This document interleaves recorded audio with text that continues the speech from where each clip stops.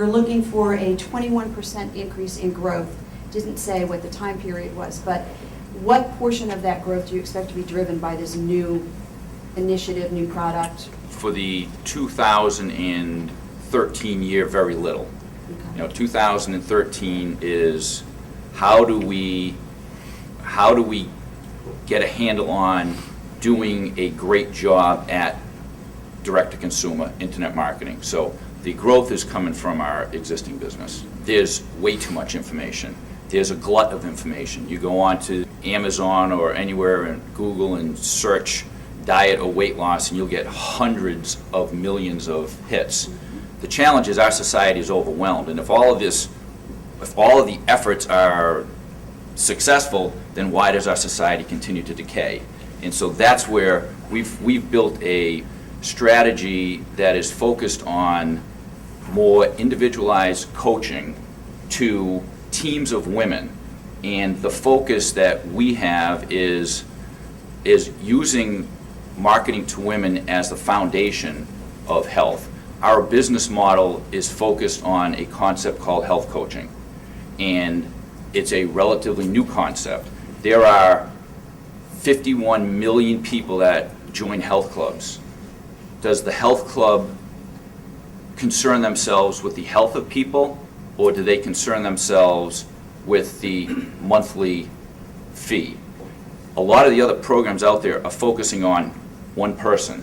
We're focusing not just on one person, we're focusing on a team, and the ultimate objective is to help her be more confident, more educated, more motivated to affect change within her family. To me, the differentiation is it is substantially more personalized, I guess, in a nutshell.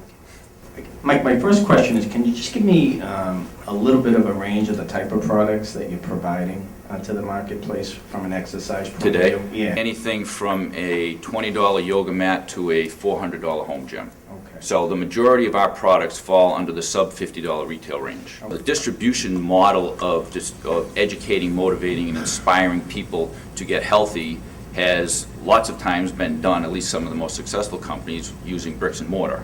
And I want to blow that up. You're talking about trying to go through the internet. I mean, have you looked at, the margins doing it retail versus consumer? I would assume that the margins would be better on the consumer side. The objective to expand the business through selling products through the internet is not at the expense of selling products through retail. It's complementary. Once it's automated, yes, the margins are better, but at the same time, what's more important to me than the margin gain in selling direct to consumer is I'm not big on getting an order. I want a customer. So how do we build a relationship with her and wrap it around our brand so that she can become a customer? I always tell my team, if she doesn't buy it, love it, and tell a friend we failed.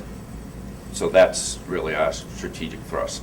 How do you measure whether or not the customers that you currently have buy it, love it, and are telling your friends? You can get feedback from product that women buy off Amazon.com. There are all sorts of internet sites that will bash you or praise you based on your product, but we don't have, our measure is product turning at retail. And if it continues to turn, there is the assumption, which I'm not buying, that things are all great. And so that is why there is this thrust to develop a more robust feedback system for us so that we can really get a sense of how she's feeling. The initiative that we're undertaking is to reinvent what we have right now. What we have right now is a Band-Aid. The site was built under the premise of we design, manufacture, and market fitness and exercise products. As we evolve our business strategy, the website will evolve substantially. In terms of your strategy, it sounds like you're trying to morph into a second prong or a second leg of the stool. What's the time frame for that, and how are you going to pay for it? Are you going to need to go outside investors, or are you going to try to just leverage it off your capital? The way I look at it is, if you don't have something of substance and you just have an idea, you have substantially less opportunity to have someone actually listen to you. So we're in the process of I use the term minimally viable product. We've done multiple tests over the past 12 months to validate our theories as well as squash some of our original thoughts as far as strategic things that would be more important than they necessarily are. So, maybe that's step one, bootstrap.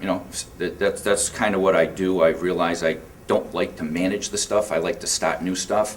And so first concept is bootstrap, get a foundation, and then we have to look at the speed that we want to grow as well as the cash flow that the existing business is able to throw off. As you go up the curve of business, you get to these different stages.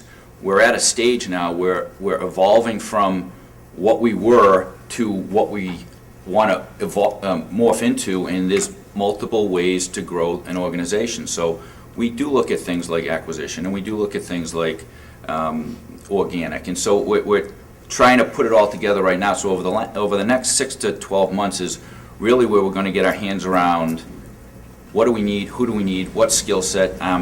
In the process, one of my priorities now is to establish and create an advisory board, because I know we don't have the skill set that I need to go at the pace that I want to. I'm not sure if organic in existing cash flow is going to get us to where we need to be.